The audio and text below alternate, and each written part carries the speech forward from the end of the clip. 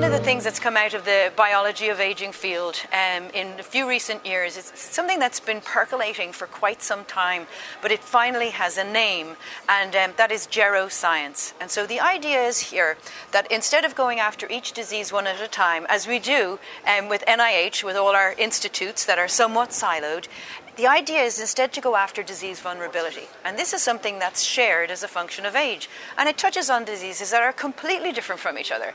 Neurodegenerative disease, diabetes, cancer, cardiovascular disease. These are all completely different diseases, but what they share is that increased risk as a function of age. So the Geroscience Initiative is this idea of going after aging itself as a means to create strategies to delay progression or offset the incidence of these different diseases.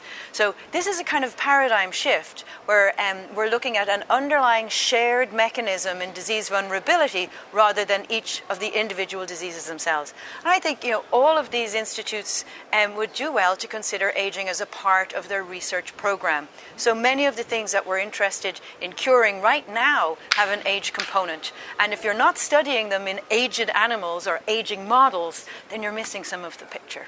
This is the first demonstration of a change in survival and health in a primate species by any intervention. And the fact that the one that works is nutrition modulation, I think is really very interesting with huge implications for human health. But one of the things that we get down to is, people in my area of interest, which is nutritional modulation of aging and the metabolism of aging, the paradigm of caloric restriction. It's tremendously effective, but really people aren't going to do it. And this is where things like intermittent fasting and time-restricted feeding come in, because those are achievable paradigms in normal human subjects. CR just really it's a very fringe thing in terms of implementing it. But what I call the front end is people who are trying to find diets that people will be able to adhere to and that will confer health benefits.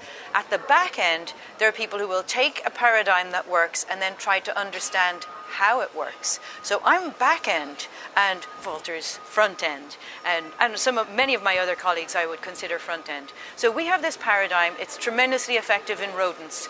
It's effective in flies, in worms, in yeast, in spiders, in dogs, and in non-human primates. So my interest in knowing how does it work, what are the mechanisms, and can we gain clues about the biology of aging itself and what creates disease vulnerability as a function of age. So we're using it as a research tool, not as a practice or a lifestyle choice.